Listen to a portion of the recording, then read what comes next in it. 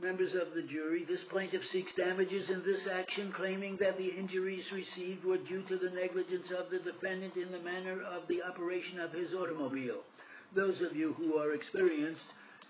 probably know that there are two cardinal things that must be proven by a plaintiff before that plaintiff can recover in a negligence action. First, it must be established here by a fair preponderance of the evidence that the injuries complained of came about solely through the negligence of the defendant. Secondly, it must be established by the plaintiff that the plaintiff was free from any contributory negligence. If there is a failure of proof on those two subjects, the plaintiff cannot recover. On the subject of contributory negligence, I must instruct you that the law views contributory negligence where a child is involved as the actor in a different way than where a grown person or a person of mature years is involved. Usually, the view is that if a child has reached the age of 11 or 12 years, it is supposed to be old enough to take care of itself and exercise reasonable care in using the streets. But if a child is younger than that, this child having been about 6 at the time of the accident, then the law imposes upon that child only that degree of care in handling itself, which would naturally be attributable to a child of that age and that presumed intelligence and ability. So you must picture in your minds that at the time of the injury, this child was an infant of 6 years of age, and only required to exercise that amount of care that a child of that age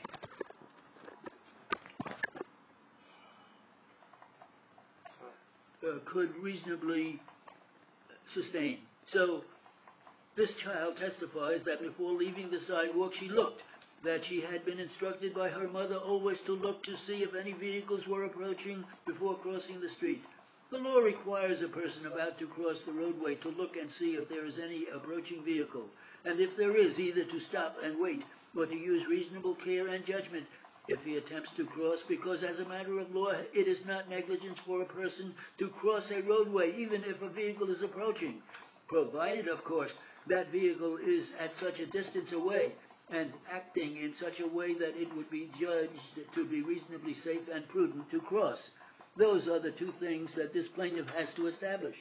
that she was free from contributory negligence on the basis that I have instructed you, and secondly, that the accident came about solely by reason of the negligence of this defendant. The testimony offered by the plaintiff is that this child was accompanied by her older sister, who was then 10 years of age, and she was leading her to school. On the way, they decided to stop at a fruit store across the street, and they did cross this roadway, and they had gotten past the center line of the roadway when this vehicle, coming at a high rate of speed, according to witnesses, bore down upon them, swerved, in fact, to the left, reaching over to the south side of the roadway, the southerly curb, so that the vehicle struck the child with its right bumper, according to the witnesses, knocking this child down, and as the car swerved, the rear wheel passed over its chest or abdomen and sustained injuries. Under the law, the obligation imposed upon a man operating an automobile in the streets of this city is that he is bound to keep a sharp lookout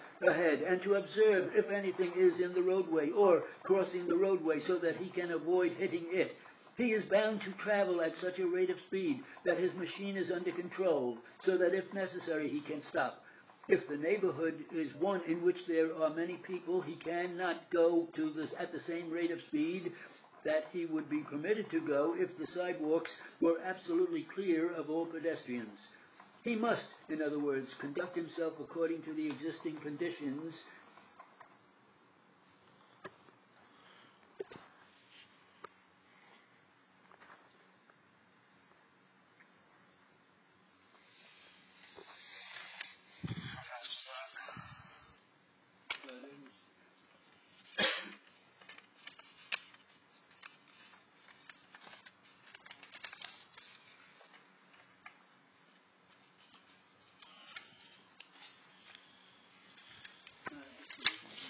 because of that break. It's